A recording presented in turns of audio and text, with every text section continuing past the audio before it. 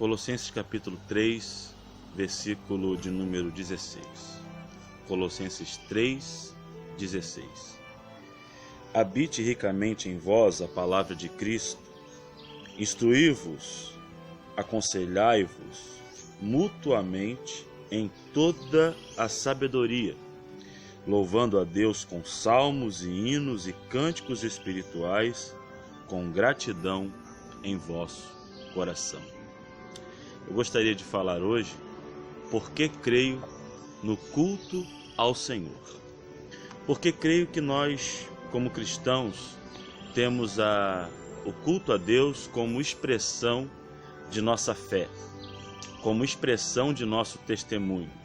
E como esse culto é estabelecido por Deus em maneira de prestá-lo, em dia de prestá-lo solenemente, como esse culto se desenvolve na vida cristã. Eu quero ler com vocês o capítulo 21 da Confissão de Fé de Westminster, o artigo 1º. A luz da natureza mostra que há um Deus que tem domínio e soberania sobre tudo, que é bom e faz bem a todos, e que, portanto, deve ser temido, amado, louvado, invocado, crido e servido de todo o coração, de toda a alma, de toda a força, mas o modo aceitável de adorar o verdadeiro Deus é instituído por Ele mesmo, e é tão limitado pela própria vontade revelada que ele não pode ser adorado segundo as imaginações e invenções dos homens ou sugestões de Satanás, nem sob qualquer representação visível ou de qualquer outro modo não prescrito nas Sagradas Escrituras. O culto a Deus deve ser prestado da maneira como a Escritura estabelece, da maneira como Deus revela-nos em sua palavra que deve ser prestado.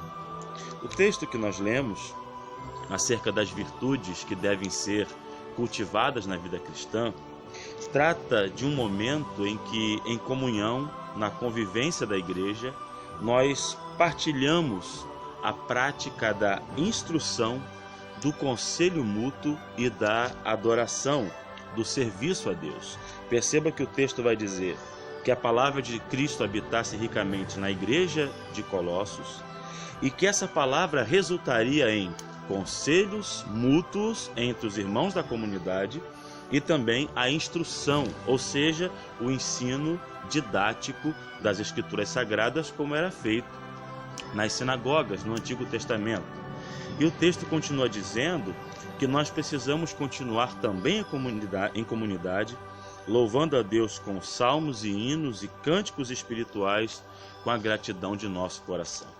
Então eu quero partir do princípio que o culto a Deus é a convivência da comunidade cristã em adoração.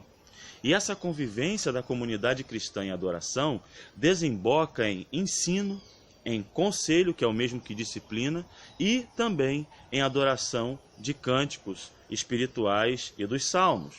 Então, nós precisamos entender que esse é o princípio que norteia a ideia de estarmos juntos em culto.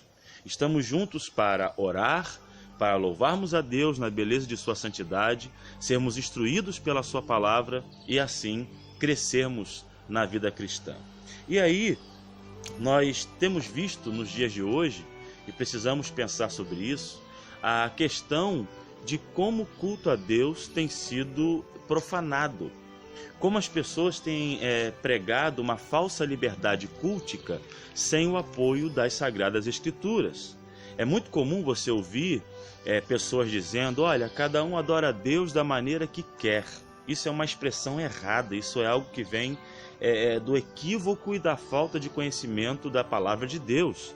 Não existe essa história de adorarmos a Deus como queremos, porque o nosso coração, mesmo cristãos, ainda é contaminado pelo pecado. As nossas imaginações nem sempre refletem uma autêntica piedade de vida, Nós somos seres limitados, pecadores, e somos incapazes de prestarmos a Deus o culto que Ele deseja de acordo com as nossas próprias preferências. Por isto que Deus estabelece na sua palavra os princípios que vão regulamentar este culto, os princípios que vão nortear como Deus deve ser adorado. Aí existe também uma outra questão importante, é que a Escritura não nos fornece uma ordem litúrgica de maneira regrada, de uma maneira regulada clara, como começar o culto, qual oração deve ser feita, qual hino deve ser cantado. Isso você não vai encontrar nas Escrituras, mas você vai encontrar nas Escrituras aquilo que faz parte do culto a Deus e aquilo que não faz parte. Você vai encontrar nas Sagradas Escrituras elementos que são inerentes ao culto e elementos que nós não podemos acrescentar. Então precisamos entender, acima de tudo, como que esse culto se realiza de maneira prioritária. Nós vamos para o Evangelho de João, capítulo 4, você conhece o texto trata acerca da mulher samaritana, aquela conversa dela com Jesus, Jesus a confronta. Então Jesus, explicando a ela acerca de como Deus deveria ser adorado, olha o que Jesus diz: mas vem a hora e já chegou em que os verdadeiros adoradores adorarão o Pai em espírito e em verdade, porque são estes que o Pai procura para seus adoradores. Deus é espírito, importa que seus adoradores o adorem em espírito e em verdade. O que significa adorar a Deus em espírito e em verdade? Nós sabemos que espírito aqui é uma expressão ligada à questão de consciência, de sinceridade, de estar de fato adorando de acordo com a vida integral voltada para Deus, integralmente voltada para Deus. Então adorar em espírito é ser sincero, é ser de fato alguém que foi salvo e que está adorando da maneira correta no seu coração. E qual seria o crivo da verdade para essa adoração? A palavra de Deus. Jesus disse em João 17 que a palavra de Deus é a verdade.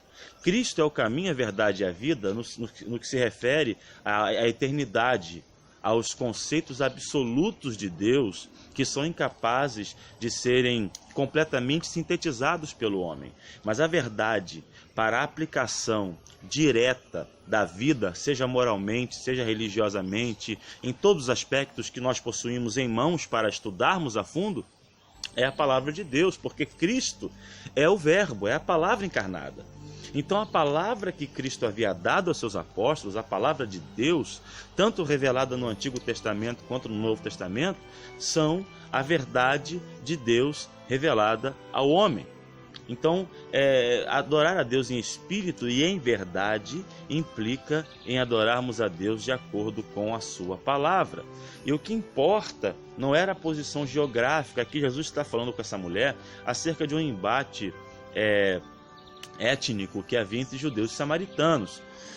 Então Jesus deixa bem claro que não é esse o cerne da questão, que o problema não estava em adorar em determinados lugares. Mas perceba que Jesus antes deixa para essa mulher bem claro o seguinte: olha, vocês adoram o que vocês não conhecem, porque a salvação vem dos judeus.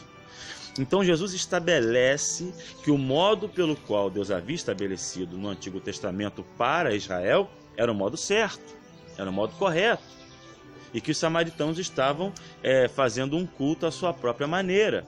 Mas aí depois Jesus amplia essa ideia e diz: olha, haverá um tempo em que nem aqui onde vocês entendem ser o certo e nem aonde os judeus hoje cultuam corretamente será o lugar onde Deus será adorado, mas Deus procura adoradores que o adorem em espírito, em sinceridade, fazendo uma referência clara àquela questão da adoração de lábios denunciada pelo profeta Isaías, e o Senhor Jesus ratifica isso: esse povo se aproxima de mim com os lábios, mas o seu coração está longe de mim. Então, deixando isso bem claro, que não era agora mais uma questão apenas de uma expressão legalista e cerimonial, mas deveria passar a ser algo integral do coração, do espírito, e deveria seguir o princípio que Deus havia estabelecido como verdade, que é a palavra de Deus. Passando dessa questão, nós precisamos entender que o culto a Deus precisa ser norteado por esses dois princípios, sinceridade e verdade bíblica. Um outro texto que eu gostaria de compartilhar é o texto de Atos, capítulo 16, versículo 25. O culto a Deus precisa ter na sua prática litúrgica oração e cânticos. Então perceba que é muito comum nós vermos cultos aí que parecem-se mais com shows, onde as pessoas chegam, fazem uma oração meia boca, canta, depois vai lá alguém, traz uma mensagem de 15 minutos e o culto acabou. Mas na verdade, observe que na experiência de Paulo e Silas quando estavam presos, o texto diz que por volta da meia-noite, Paulo e Silas oravam e cantavam louvores a Deus. Então a oração e os cânticos devem estar interligados, devem ser em conjunto. Nós precisamos cantar orando, porque o cântico, para ser espiritual, ele não pode ser apenas uma expressão melódica, não pode consistir apenas de uma expressão cultural e musical, precisa ser algo que flui do coração. E essa é uma dificuldade muito grande para muitas pessoas no meio evangélico, no meio cristão, porque nós observamos que as pessoas cantam as coisas sem ter plena consciência do que estão cantando, não é? Mas quando você canta orando e você canta tendo no seu coração a meditação do que você está dizendo, lembrando-se dos textos bíblicos que reafirmam tais verdades, você acaba cantando com o coração. E nós precisamos cantar e orar de maneira sincronizada.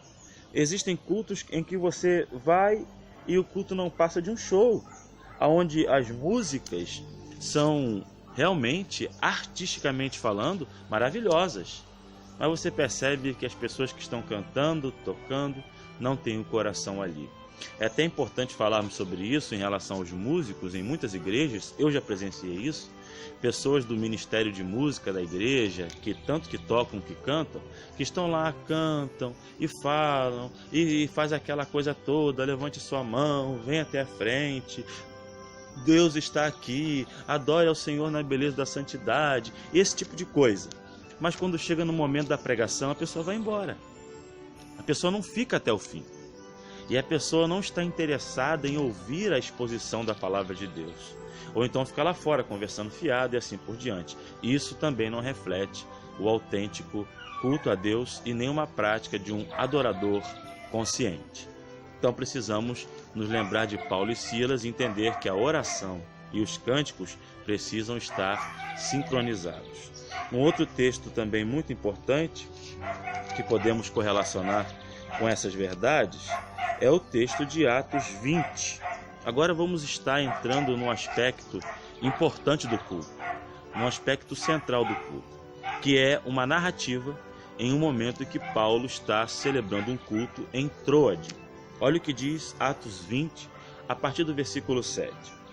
No primeiro dia da semana, domingo, estando nós reunidos com o fim de partir o pão, uma expressão comumente usada para a celebração da ceia do Senhor, partir o pão era uma expressão comumente utilizada para falar sobre a ceia, e isso os pais apostólicos ratificaram.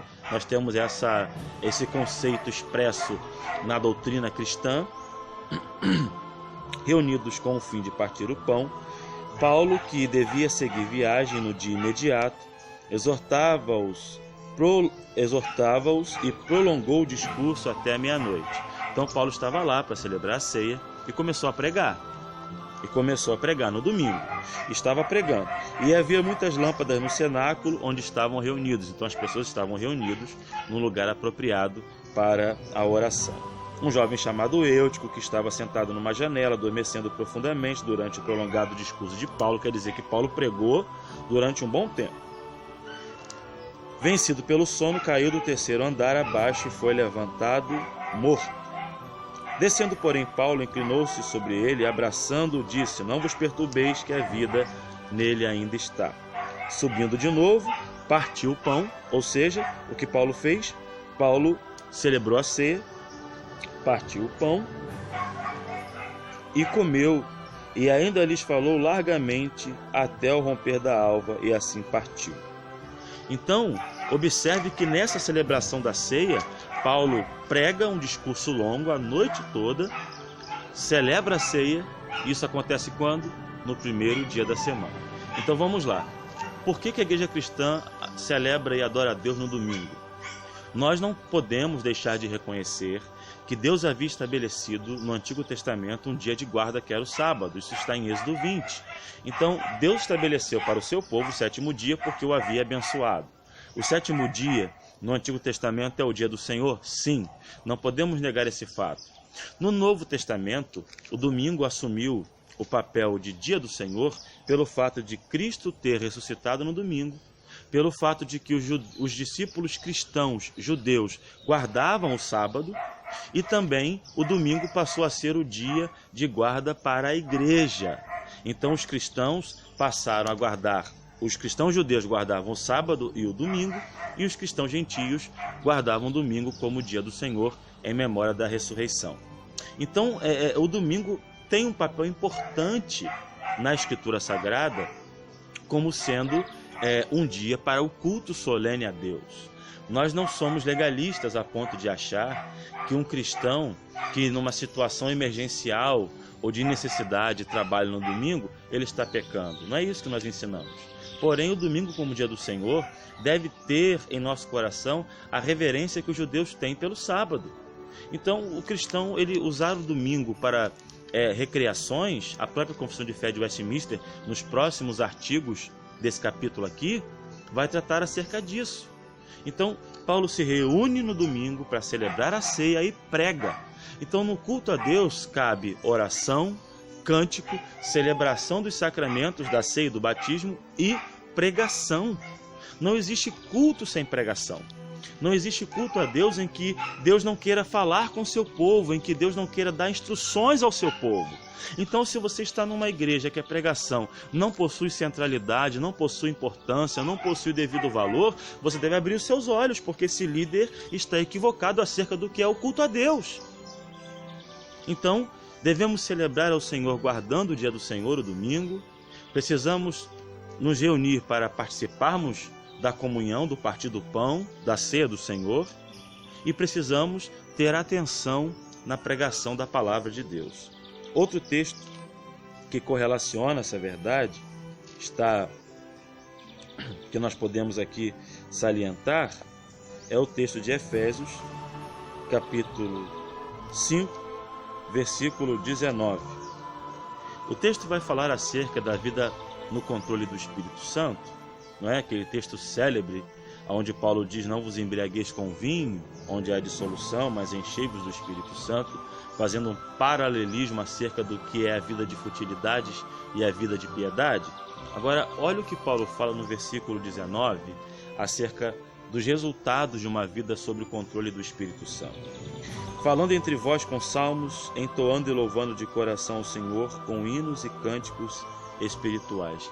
Falando entre vós, quer dizer que entre a igreja, entre os cristãos, no serviço da adoração, o assunto central deve ser este: salmos, hinos, cânticos espirituais. O culto a Deus deve ser solene quanto à sua essência. É um equívoco utilizarmos o culto para o entretenimento. Pessoas cheias do Espírito Santo não vão ao culto para dançar. Pessoas cheias do Espírito Santo não vão ao culto para ouvir teatro, para ver teatro, para ouvir poesia.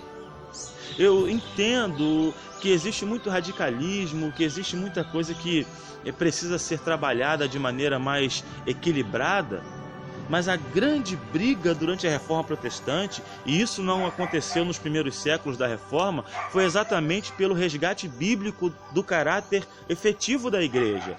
E isso inclui o culto a Deus. Então não tem como nós solenizarmos o culto achando que esse culto pode ser prestado de maneira teatral, seja no uso de excessos litúrgicos, no excesso de responsos e de liturgia, quanto também no entretenimento.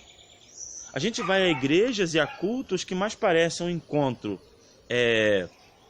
encontro social do que um culto a Deus, onde as pessoas priorizam uma série de coisas que não fazem parte daquilo que é essencial ao culto. Peça de teatro durante o culto, coreografia durante o culto, sabe? A gente vê tanta coisa, eu entendo e eu respeito aqueles que têm essa prática. Eu não estou aqui para acusar a igreja de A ou B, não é da minha conta o que cada igreja faz na sua particularidade, mas biblicamente falando, no culto ao Senhor não cabem tais práticas. Você pode dançar para a glória de Deus? Pode. Você pode, plantar bananeiras para a glória de Deus? Pode. É o seu coração. Mas no culto a Deus isso cabe? Não. Durante o serviço da adoração, no dia do Senhor, isso cabe? Efetivamente que não. A igreja pode ter trabalhos sociais, grupo de teatro, grupo de dança, a igreja pode ter tudo isso, mas isto não cabe na solenidade do culto a Deus e nem é um reflexo de espiritualidade. Pode ser um reflexo cultural, um reflexo de preferências daquela comunidade, tudo bem. Mas a espiritualidade cristã, ela reflete em falar entre nós, salmos e hinos, cânticos espirituais, pregarmos a palavra sem pressa. Você vê que Paulo pregou durante a noite toda em Atos 20. Eutico deu uma cochilada e dormiu, mas Paulo pregou.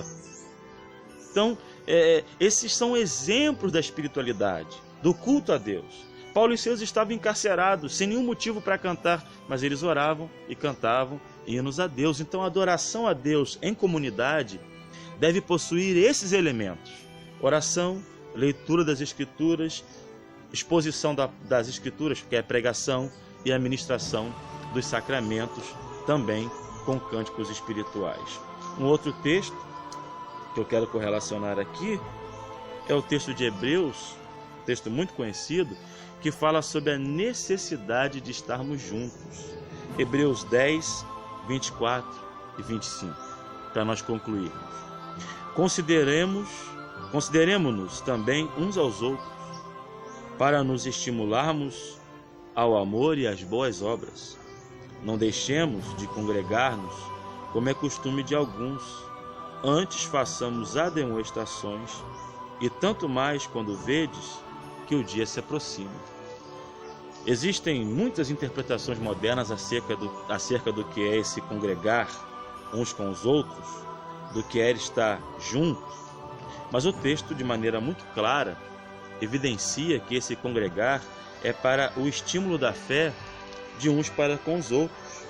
Por isso que nós cristãos não podemos abrir mão de estarmos juntos, de convivermos, de adorarmos a Deus em comunidade. Por isso que precisamos congregarmos-nos, estarmos unidos em adoração, no serviço a Deus, não apenas num dia da semana, não apenas naquele momento ali do culto, mas estarmos juntos em espírito, em verdade, na palavra, na adoração. E quando você vê alguém mais fraco, alguém meio desanimado, você tem a ação de Deus, o poder do Espírito Santo sobre a sua vida para estimular essa pessoa a ficar de pé. Um outro texto importante é que a igreja, em seu serviço de culto, precisa também se lembrar dos necessitados, se lembrar da liberalidade com a contribuição. A gente, quando vai falar de dinheiro, é uma coisa terrível. Eu não gosto nem um pouco de tocar nesse assunto, mas é importante nos lembrarmos que faz parte da vida cristã a mordomia, sermos mordomos de Deus, contribuintes do reino. Olha o que diz 1 Coríntios capítulo 16, versículo 1 e 2. O apóstolo Paulo falando acerca dos necessitados da Judéia. Quanto à coleta para os santos, fazei a vós também como ordenei às igrejas da Galácia. Era um mandado apostólico que as igrejas recolhessem a contribuição. No primeiro dia da semana, no domingo, cada um de vós ponha de parte em casa, conforme a sua prosperidade, e vá juntando, para que se não façam coletas quando eu for. Então Paulo havia estabelecido que no dia do Senhor, no domingo, a igreja recolhesse oferta para ajudar os necessitados. Precisamos nos lembrar também que, embora dízimos e ofertas não sejam algo essenciais para o culto a Deus, também podem fazer parte, não seria um acréscimo, não é? E outro texto importante para nós encerrarmos é Atos 2, capítulo 42, que diz: e perseveravam na doutrina dos apóstolos e na comunhão, no partir do pão e nas orações.